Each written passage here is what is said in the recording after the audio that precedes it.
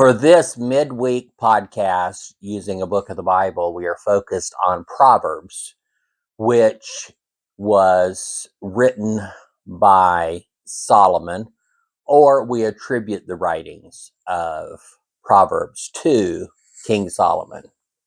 And as I was beginning to think about this particular podcast, my mind kind of went in a couple of different ways.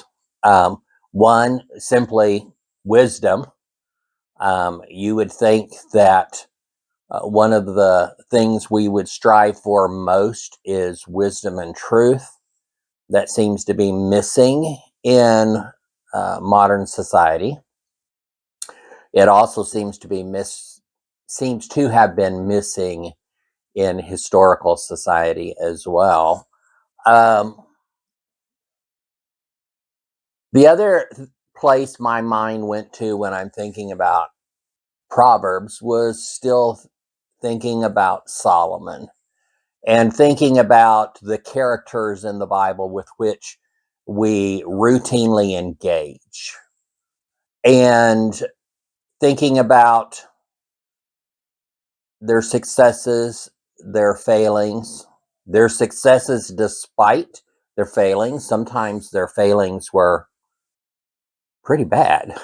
Um, um, Looking at King David and King Solomon and almost every character in the Bible, their failings were so bad and so severe, one wonders how anyone returns or comes back from such terrible, terrible failings. When we look at the book of Proverbs, uh, written by Solomon and some others, probably between the years of 950 and 700 BCE, there are portions of Proverbs that were likely written by someone else. But there are a lot of good, I almost want to call them platitudes, but that's probably not the right word as well. But there there are a lot of good things to draw and apply to even our modern life here in the 21st century. If you're following along in this book, Proverbs is the study for April 5th through April 10th. I see on April 6th, I told a story that my dad used to tell my brother. My dad used to tell my brother and me when we were arguing, if you argue with a fool, then you are a fool. And this seldom received the result that he was hoping to with that. And when I was studying Proverbs, whatever year that was, when I was writing this devotional book, I focused in on Proverbs 9, 7, and 12, 16. Whoever corrects a mocker invites insult. Whoever rebukes a wicked man incurs abuse. A fool shows his annoyance at once, but a prudent man overlooks an insult. You know, that kind of reminds me of one of the Beatitudes when Jesus is telling the people, "Blessed are you when people insult you," and blah blah blah blah blah. Blessed are the insulted. So anyway, as I continue to look through here, you know, I really didn't go through and pick out through Proverbs and pick things that I wanted to talk with you about in studying Proverbs because, like I said, my mind had already gone in two different ways. I often wonder when someone dies, why people don't seem to remember all the bad things about them. They talk about, oh, they were just so wonderful and blah blah blah, and um, um, and I do understand that when someone is gone, um, part of the grieving process is grieving the loss of them, and sometimes it's grieving the loss of what you didn't have with them that you wish you did. Uh, My father died, wow, it's going on 5 years now ago. And a few years ago, wow, I think almost 3 years ago, uh, um, my mom decided it was time to sell their house in East Texas, and she moved to Houston, just 1.5 miles down the road from me. Uh, Perfect location. But if you're used to living in a small town on the end of a dead end road where it's very quiet, very different when your bay window is literally less than 12 feet from a 4-lane road known as Westheimer.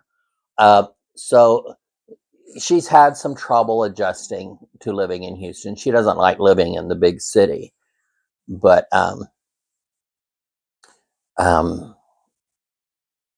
she she's at the point in her life where she needs to be around family in case something happens. And um, I wanted her as close to me as possible. I mean, Houston has over 7 million people in the greater Houston metro area. Um, Lots of surrounding cities are not technically Houston, but they really are Houston. So we have more than 7 million people here.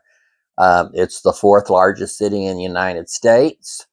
However, if you look at the Houston metro area, we would creep up there. It's the 26th largest city in the entire world. Um, it's a very large place. Um, I have lived right here in the Galleria area in this one zip code. I've had four, no, one, two. I've had three homes right here in this zip code within a mile, and uh, mom is actually 2 blocks outside of my zip code.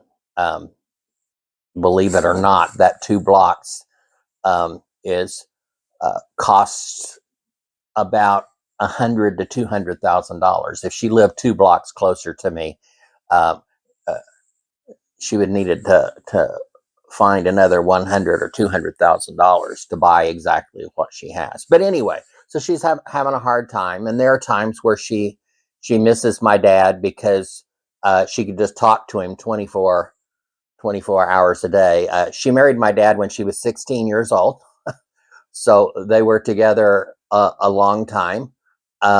In fact, they got married on a Thursday, and she went to school on Friday. She was still in high school.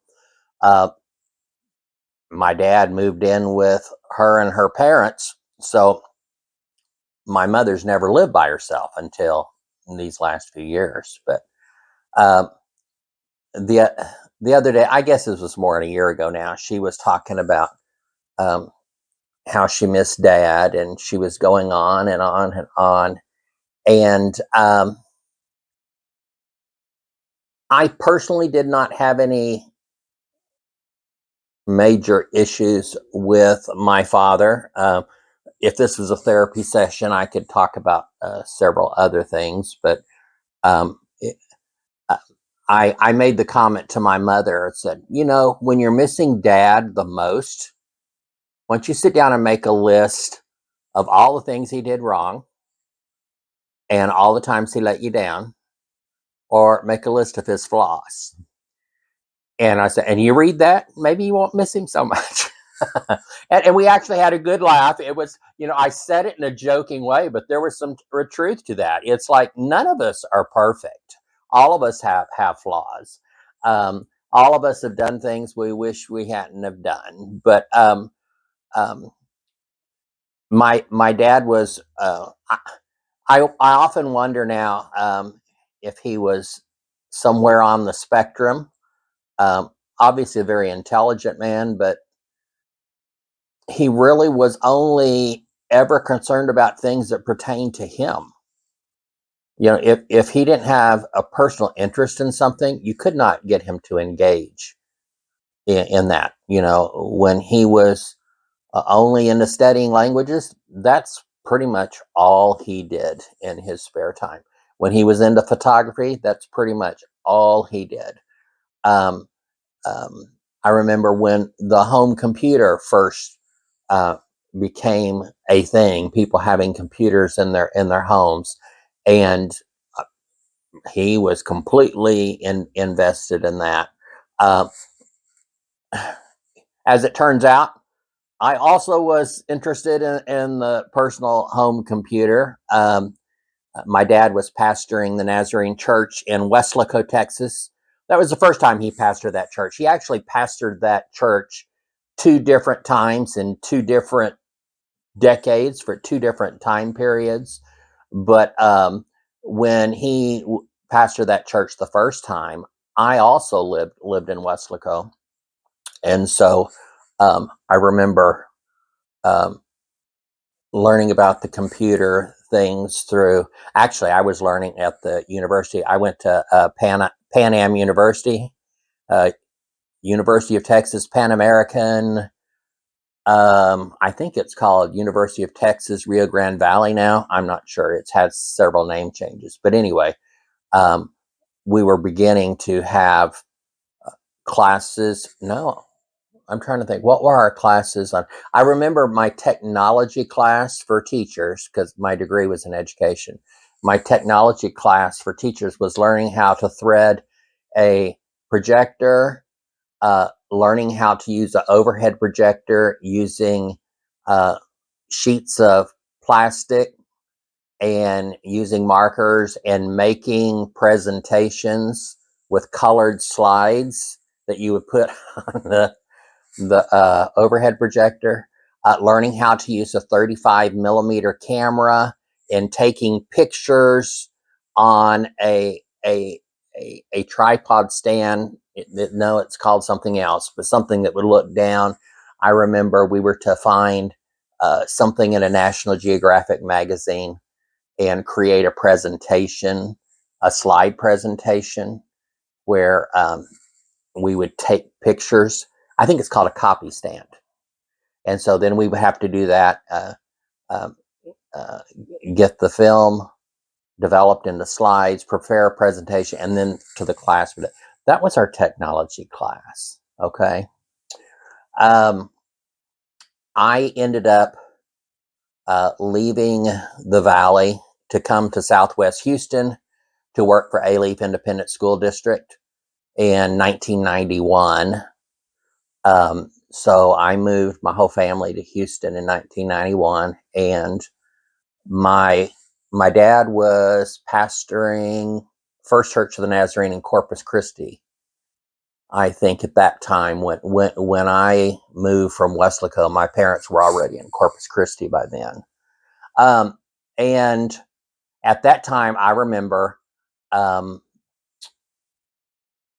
they created the Texas Education Network. It was for teachers who it was an email system, and it was the very first thing.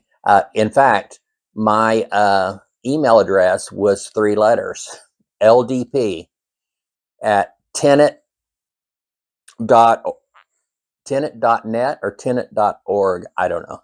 Anyway, and so actually, I was part of the very. Uh, I was part of the trial. My dad was part of the trial. Um, my good friend Javier, that I worked with, and we were good friends for 5 years while living in the Rio Grande Valley. Um, he also was part of the the Texas Education Network, and it seems like there was a chat feature, because I remember at one point uh, my dad and I were involved in the chat part of Tenet, and then Javier came online, and so he joined the chat, and then kind of the three of us were talking, and then Javier was sharing and talking about some things with my dad that I just, whoa, don't be telling my dad some of that stuff, because Javier and I were really good friends for about 5 years, I guess. We remained friends after I moved to Houston. I guess about 15 years. Um, I have not been able to have any contact with Javier since the pandemic. At this point, I'm beginning to think that he died during the pandemic. Um, I'm a nosy person. I did look up in, the county records, like there's a website in Houston. You could look up any address and see who owns the property, or you can search by person's name and see all of their properties. Um, and that exist in multiple counties. And so I did, a couple of years ago, I actually got online and started searching the counties where I knew he owned property. And I did see where, all of the properties that he used to um, have now been retitled in the name of his former wife and his one of his sons. So I'm thinking, yeah. Um, I don't know why I'm sharing all of this. We're supposed to be what are we supposed to be talking about? Proverbs, being smart. Okay, we could take all sorts of little trails here on how we need to talk about being smart. But anyway, um, how did I get here? Oh, because my dad was always singly focused, and so I remember that time he was singly focused on computers, and and uh, and that was it. I remember because my older two sons, they weren't allowed to touch that computer. But I remember when my dad was pastoring there in Corpus Christi, uh, the parsonage, the preacher's house owned by the church was 5 houses from the ocean. That was a beautiful place. My brother and I gave my parents a hard time. He says, you have the biggest, nicest house you've ever had, and all your kids are grown. We kind of gave them the same hard time over color television. We did not have a color television. I remember when I was in high school, we had a 19-inch black and white TV. My mother never wanted a television in the living room. So they had cable in the back 2 bedrooms of the house there in Mineola, Texas, which is where I finished high school. Um, the back 2 bedrooms, my parents had cable installed in both of those rooms. And we would alternate weeks whose room the TV was in. My brother would have it in his room and then would bring it to my room.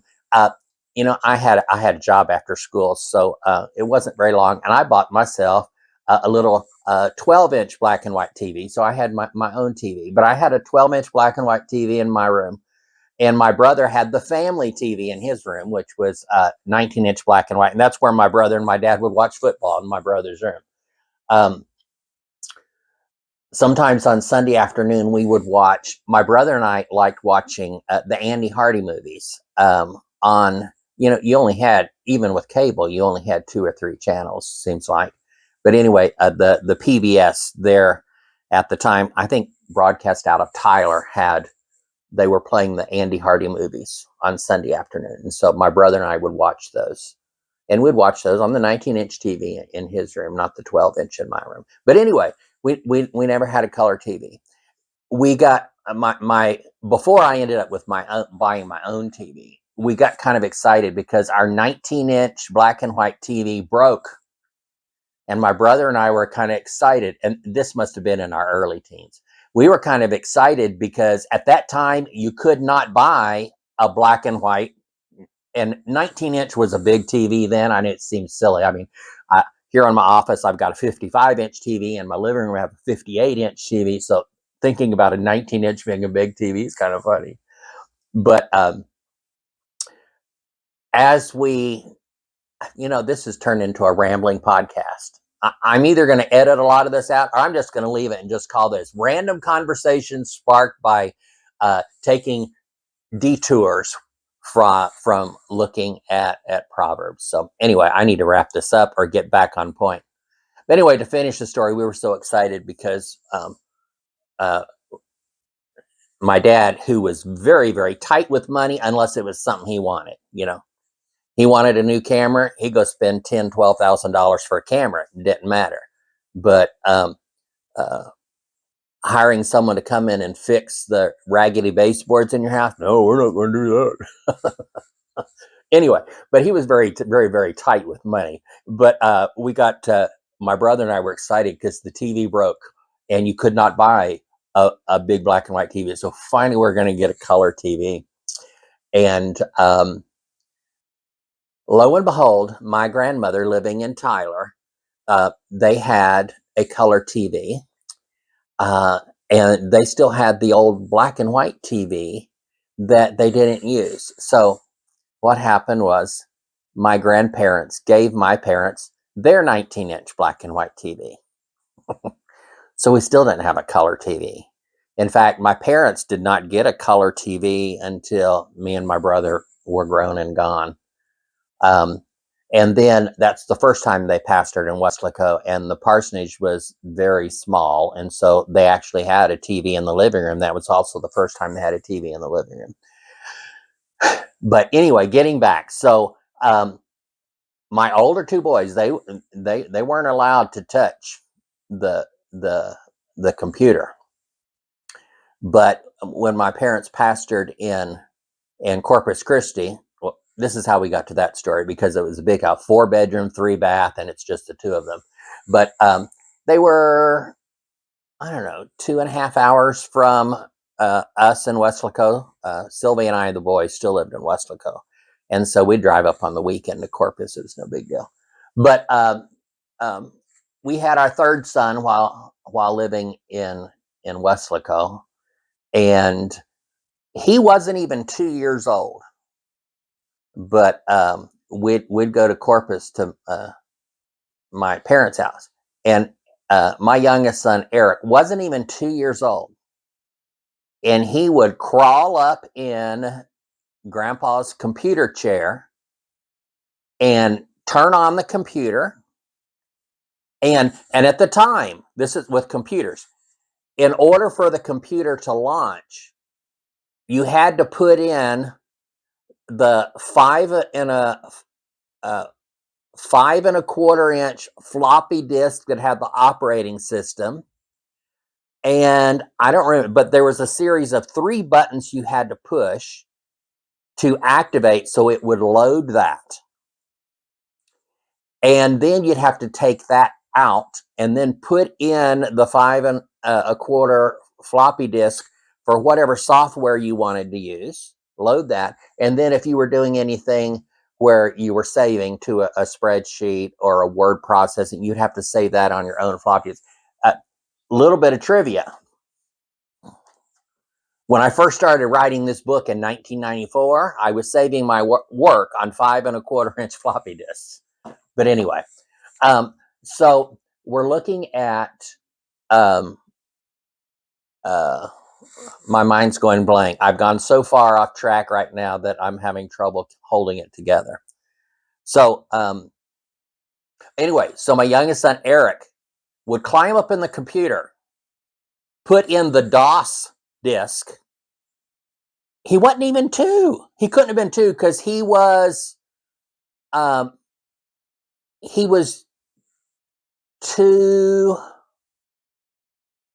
not quite 2.5 when we moved to Houston. And so we were still living in Weslaco, so he wasn't even 2. He was still wearing diapers.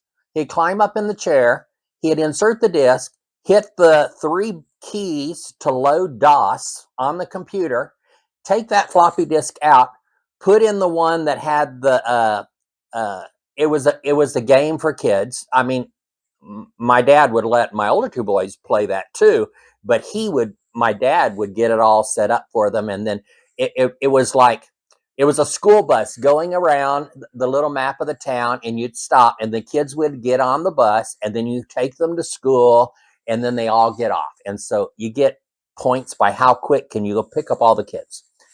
Well, Eric wasn't even 2, and he would load DOS, take the floppy out, which my dad never let the kids touch the floppy, because if you get your fingers on there, you could ruin it. And then he had put in, it was called bus. And he had put in bus. You would actually have to type BUS, load the software, and then use the arrows and go around it, because I don't think there was a mouse then. I don't know. And he'd go around, he'd pick up all the kids and play that. And it was kind of funny because my dad wouldn't let Mark and Adam touch his computers, not at all. But Eric climbed up in that chair and just load the software. He wasn't even two, and he'd be playing with that. And my dad would walk by and just laugh because he was on there. And so, I should talk to my older two boys and ask them. I says, "What do you think about that? Grandpa never let y'all touch anything, but Eric could do whatever he wanted. It didn't really seem to matter." So, what does that have to do with anything? I'm running down this trail of when my dad is completely into something. If it's not of interest to him, he's really not into that. So, uh, you might want to say that's a very selfish, arrogant type person, but I wouldn't describe him that way. Sometimes I remember in my younger years, thinking, man, my dad sure is an awful selfish person. It really wasn't selfish. It was really, I really think he was on the spectrum, and he was singly focused. When he's focused on something, poof, that's it. But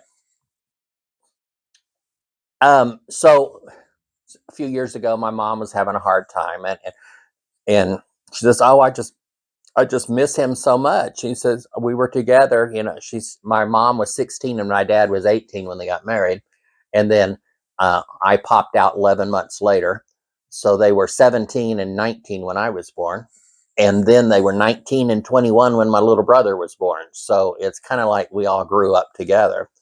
But it's like, okay, you're having a hard time. So instead of remembering all the good things, like playing Rummy Cube every day while you have lunch, or uh, you go into the store and leaving the truck running with your keys in it and it's locked, and you've got a cart full of groceries, and someone needs to come bring a key and let you in. And um, it's just, silly things, a lot of things like that never really did upset my dad. The things that did upset him is just like, just go somewhere else. But anyway, so I teased her and says, "Well, just make a list of all the things that were wrong with him, all the things he did that irritated you.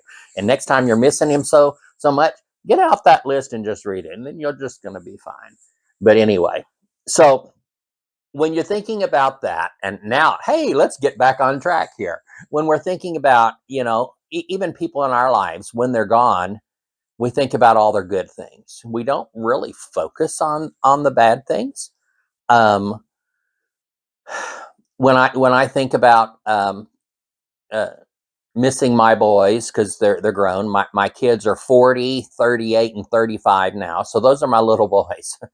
um, when I'm missing them, I'm thinking about all the good times. I'm really not thinking about the bad times, although I am very blessed and very lucky. I did not have big issues with my boys, with them growing up. Um, we had some matter of fact conversations a few times, but I never had any big issues, big problems with my boys. There were things we had to work through, but they weren't big issues then, and they're certainly not big issues now looking back. But you focus on the good things. I think about the good things of my boys um, almost all the time when I'm missing them. Um, I could, I guess, make a list of all the problems and issues and focus on those, but what's the point of that?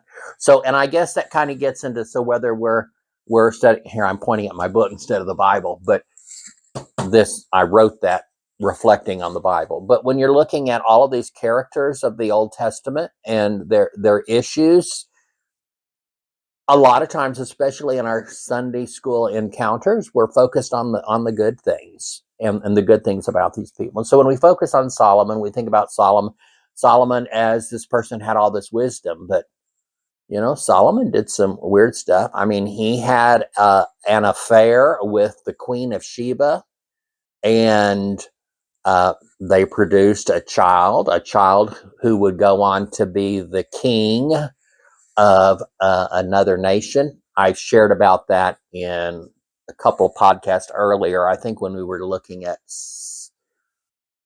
Second Samuel or First Kings, I think we talked a little bit about uh, his sons following him into being kings. Anyway, so we could focus on the good things. We could also focus on the bad things. But when we're looking at the people, I kind of wanted to think more about wisdom, being wise, being smart. And that led me to thinking of the dichotomy of all or nothing. And this is going to be a big jump to where my mind went. But a new sitcom came out last week on a streaming channel, and I streamed all 10 episodes of the first season that were all released last Friday at a friend's house, and there's several of us. And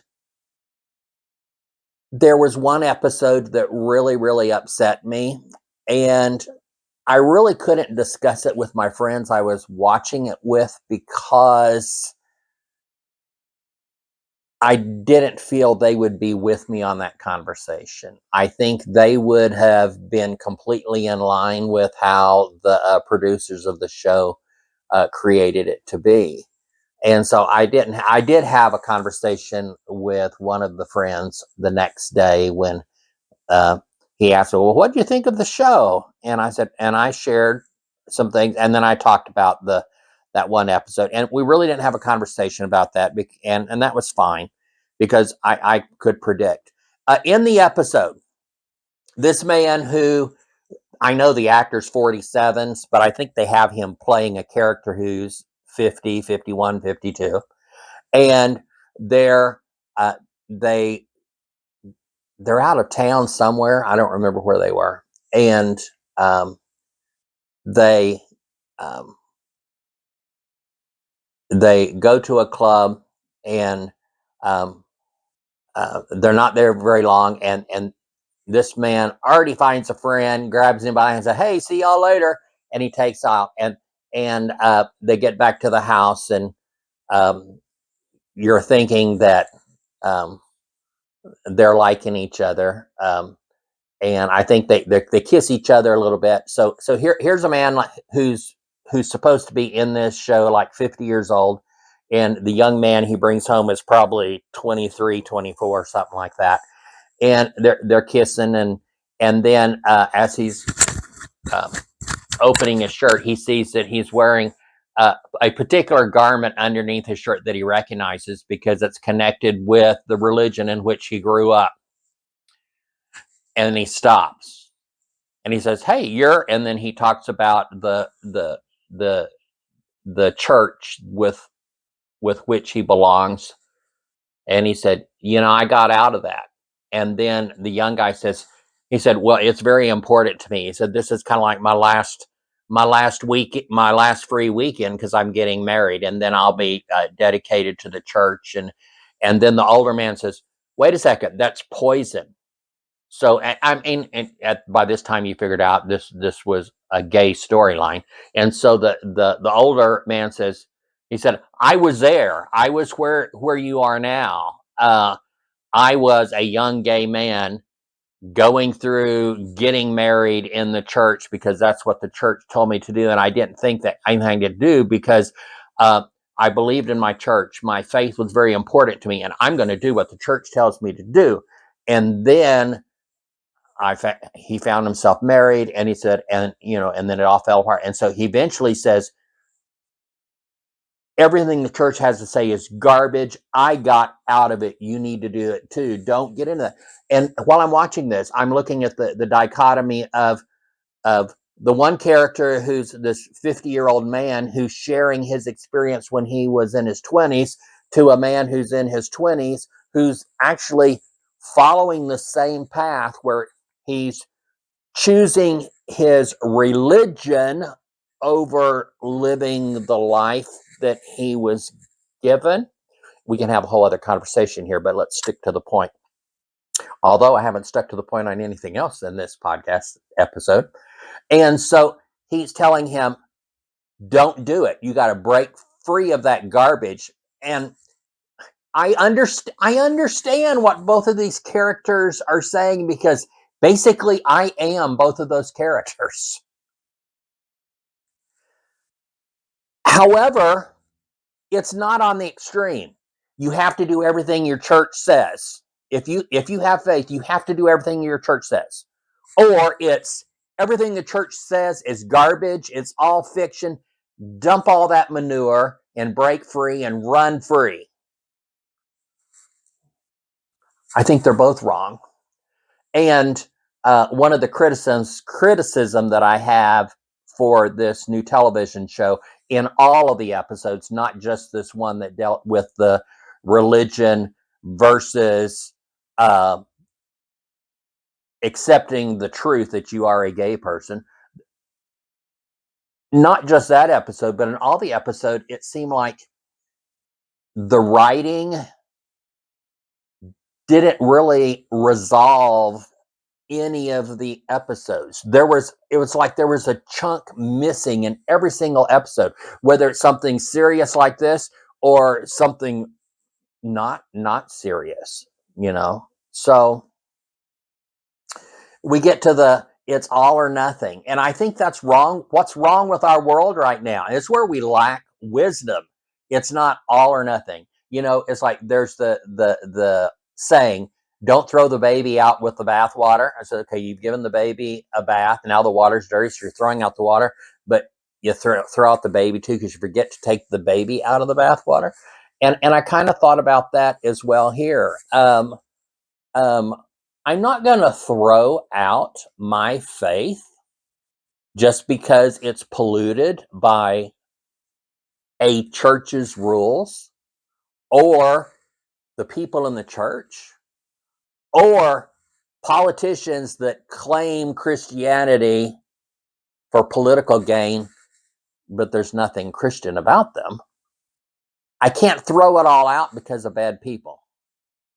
That would be, and I wrote about this in one of my books, and I don't know which right now. That'd be like me saying, okay, Uh, the person down the street has a computer, and they use their computer to hack in to other people's networks, steal their information, get into their accounts, and steal money from their accounts, and use their credit cards and steal money that way. And because this person down the street uses their computer in that bad way, I'm going to say all computers are bad and no one should have a computer because someone down the road is using it for a bad purpose. That's how I tie in with the concept of my faith and my Christian experience. I'm not throwing it all out because some people are using it in a bad, evil way to manipulate, use, and abuse people. That is fact. That happens. There are people in churches. There are whole churches. There are whole denominations that misuse religion and faith to misuse the Bible and abuse people and hurt people and do all of that, saying that in the name of God, cornflakes, cornflakes. So when I looked at having a conversation today about the book of Proverbs, I immediately thought of two things. One, okay, you can't really talk about Proverbs without talking about Solomon, um, a man who did some good things, a man who did some things that I don't know how he would recover from it, some bad things. And a lot of the characters in the Bible did some really bad, terrible things. And yet we hold them up as these great people of God. That's hard for me to think about them that way. And I know that's part of the flaws of being people today, is understanding that uh, God's grace is sufficient for them. It's easy for me to say God's grace is sufficient for me and God's grace is sufficient for you, but there's some other people that we don't want to let God's grace cover as well. And we're not really in charge of that. Okay, you got that right. God's grace is for everyone, and God gives us grace expecting us to pay it forward. We need to show grace to other people as well. In fact, uh, um, I'm a member of Chapelwood United Methodist Church, where I go to church with my ex-wife at the 8:30 service, and Pastor John and the other pastors of the church just finished a series of sermons on grace, and they were very good, and they're all on YouTube. If you're interested in those, contact me, and I'll send you the link so you can watch some of those. But God's grace really, it's not just for me, and it's not just for you. I can't exclude these people over here. I can't look at you and exclude you from God's grace, no matter what reasons or persuasive speech I want to make about you. I can't do that. And you can't do that to me as well. So when I'm looking at Proverbs and thinking about wisdom, I kind of thought about, okay, do we really want to still talk more about Solomon? Are we focused on Proverbs? And then when I'm looking at Proverbs and I'm looking at wisdom, is that so much of the time we take wisdom or truths and we try to make it all here or here. Everything is this way or this way, and there's nothing in between. You can almost think of that as everything's black or white, and there's nothing in between. But we have daytime, we have nighttime. We also have dusk, where it's technically not daytime, it's not nighttime. There's that blending where well, it's not really daytime anymore. It's not quite nighttime. There are moments of in between. It's not all this or that. It's not all black or white. There are shades of gray in here, which works for my house, because my house is probably, I used to say 50 shades of gray, but I don't do that anymore. I'm going to say my house is probably 73 shades of gray. Almost everything in my house is a shade of gray or white. Every room has like a little splash of red. Like I'm looking down my hallway here. Everything's black or white, but I have two red vases on the table there in the hallway. In this room, everything in this room is black or white, shades of gray, other than the plant, the books. They don't count. But anyway, that bathroom right there, I never use that bathroom. I don't even know if there's any towels in there, but let me look in the mirror. Yeah. Oh, you know what? There are dark gray towels in there. So, I actually had a friend and a cousin, a distant cousin, Stephen Ponder. Uh, um, we had moments where we could uh, really share truths with each other, and it worked out. We had some moments where it didn't work out, but uh, one time he was at my house, and we were having a conversation, and uh, we both uh, grew up with some very similar faiths. Both of our faiths moved. Uh, Mine expanded, his expanded, but we didn't expand in the same way. So we had a lot of disagreements, but this is where I have to apply God's grace. God's grace covers me. God's grace covers him as well. It's not my place to tell him where he's right or wrong. It's not his place to tell me where I'm right or wrong. But we were having this conversation, and I really was still struggling between, almost like this episode in the movie, the television show, where it's all right and I have to follow the rules of the church, or it's all wrong and I'm throwing all away and I'm escaping that toxicity. And we were just sitting here in my house, and he said, "Your outlook on life is demonstrated in your home. Everything in your house is black or white. Well, all shades of gray. He said, there's no color in your house. And at the time, there wasn't even little splashes of red in each room. He said, that's really how you look at life. You want everything here or here. And there's no room in your life for the other color that God has provided in our world. And he really was right. He was really right on point. And then I remember when we had this conversation, I looked at him and said, you're right. I don't disagree with you. I said, but the issue is, I know the world is not all black or white, this or that, all in this one black and white color scheme. I know the world's not that way, but I want it to be that way. And my inability sometimes to get over conflict and the wars that wage within my own self is because I want everything to be like this, and I know it's not. And I have to work it out. That's like, okay, God has called me to be visible in this world, not just on this spectrum of black and white, but in the spectrum of everything that here exists in our world. And this is where, if I want to focus on Proverbs and thinking about wisdom, this is where I have to be wise. This is where I have to be smart. And I have to know that for whatever reason, this, according to Psalm 139, even before I was conceived, God knew what this was going to be. And you know what? God presented me to the world anyway. And so here I am.